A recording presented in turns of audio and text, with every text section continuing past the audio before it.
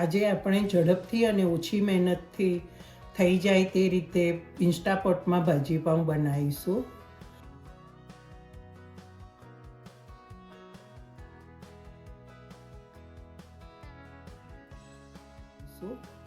સૌથી પહેલાં આપણે પ્લગ ઇન કરીશું.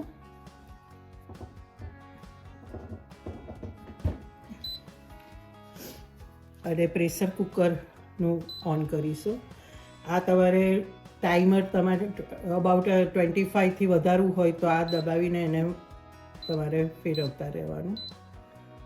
પણ જનરલી 25 મિનિટમાં કૂક થઈ જાય છે.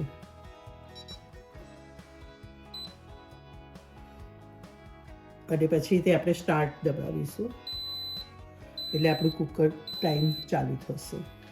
આપણે પહેલાં એમાં ઓઇલ નાખીશું, અબાઉટ 2-3 ટેબલ સ્પૂન જેટલું.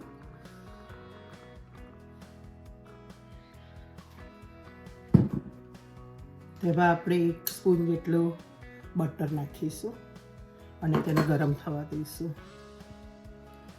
આપણું તેલ ગરમ થઈ ગયું છે. હવે આપણે તેમાં ઓનિયન નાખી દઈશું.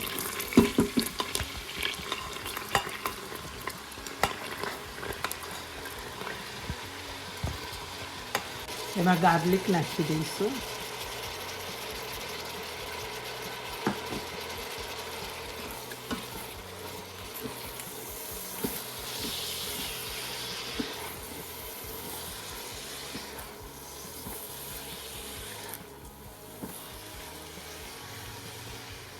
પછી આપણે તેમાં બધા શાકભાજી નાખી દઈશું. ગાજર, બટાકા, રીંગણ, કેબેજ અને ફ્લાવર. એમાં આપણે ટામેટાં અને કેપ્સિકમ નાખી દઈશું.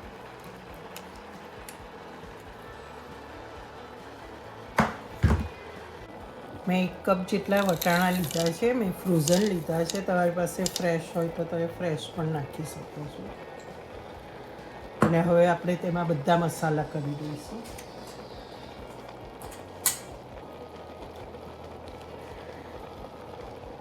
મરચું મેં 2 ટેબલ સ્પૂન જેટલું લીધું છે. તમારે તીખાશ વધારે ઓછી જોઈતી હોય એ રીતે નાખવાનું. 1/2 ટીસ્પૂન જેટલી હળદર લીધી છે.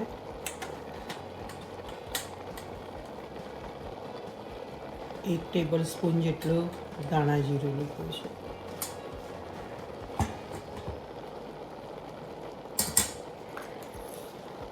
અને 2 ટેબલ સ્પૂન જેટલો ભાજી પાઉં મસાલો લીધો છે.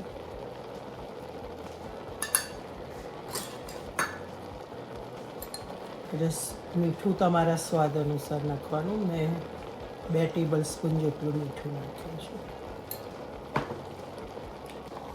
આપણે તેમાં 1 કપ જેટલું પાણી ઉમેરી દઈશું અને પછી બધું મિક્સ કરી દઈશું.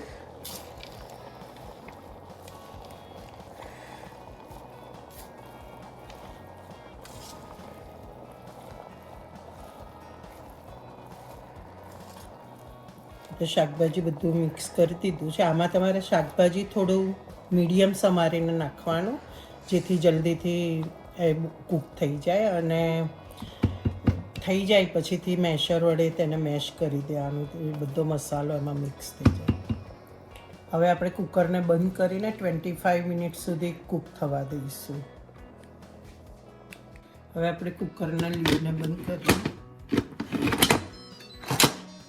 અને 25 મિનિટ સુધી કૂક થવા દઈશું. આપણો કુકિંગ ટાઈમ ચાલુ થઈ ગયો છે અને એ 25 મિનિટ પછીથી તે ઓટોમેટિકલી કીપ વાર્મમાં જશે અને કીપ વાર્મ ઉપર આપણે 10 to 15 મિનિટ સુધી તેને કૂક થવા દઈશું.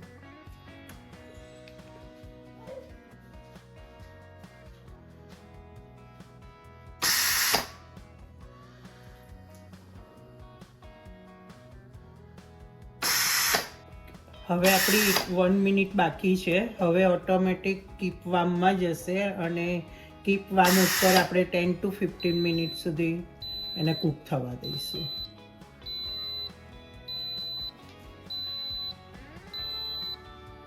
પણ હજુ સુધી આપણે તેના ઉપર નહીં કરી શકીએ. જ્યાં સુધી આ સાઇન છે એ સાઇન જતી રહેશે પછી આપણે તેને કેન્સલ કરીશું અને પછી તેને ઓપન કરીશું. આપણી સાઈન જતી રહી છે, એટલે હવે આપણે કુકરને ઓપન કરી શકીશું. સૌથી પહેલાં એને કેન્સલ કરીશું.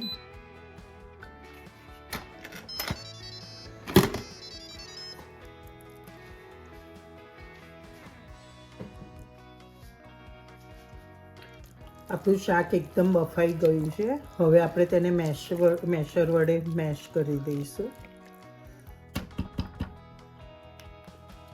આપણે હવે મેશર વડે તેને મેશ કરી દઈએ.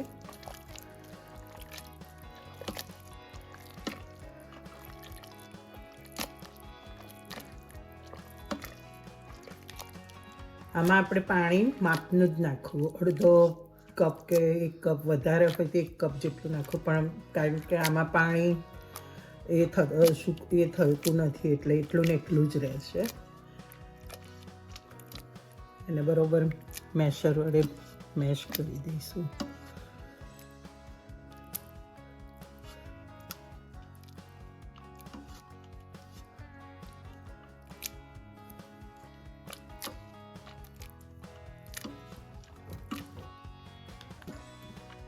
આ ઇન્સ્ટાપોટનો એટલો ફાયદો છે કે જોબ કરતા હોય એ લોકો સવારે બધું સેટિંગ કરીને જાય, બધું બનાવી મૂકીને, અને પછી તે જોબ છૂટવાના ટાઈમ પહેલાં ફોનથી ઓટોમેટિક સ્ટાર્ટ કરી દે તો તમે આવો ત્યાં સુધીમાં તમારે ફૂડ તૈયાર થઈ ગયું હોય છે.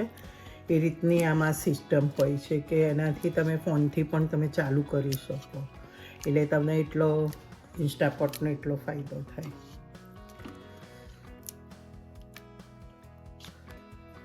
આપણું શાક બરોબર મેશ થઈ ગયું છે અને હવે એમાં આપણે થોડો લેમન જ્યુસ નાખીશું. 1 લેમન જ્યુસ, 1 લીંબુનો રસ છે.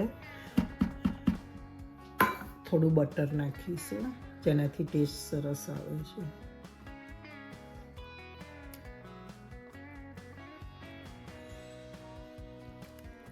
બરોબર બધું મિક્સ કરી દઈશું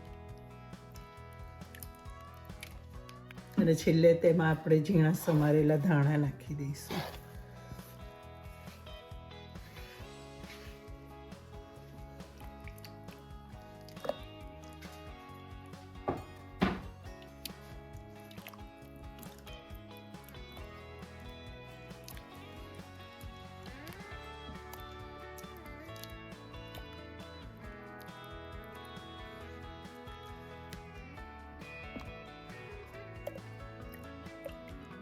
આપણો ભાજી પાઉં બહાર લારી ઉપર મળે તેવો એકદમ સરસ તૈયાર થઈ ગયો છે.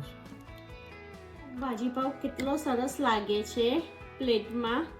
લસણ મરચાંની ચટણી અને ઓનિયન સાથે. લસણ મરચાંની ચટણી અમે ઘરે બનાવી છે. આ લસણ મરચાંની ચટણીની રેસીપી મેં લિંક શેર કરી છે. તમે એનો વિડીયો જરૂરથી જોજો અને અમને જરૂરથી જણાવજો. ચાલો આપણે હવે ટેસ્ટ કરીએ.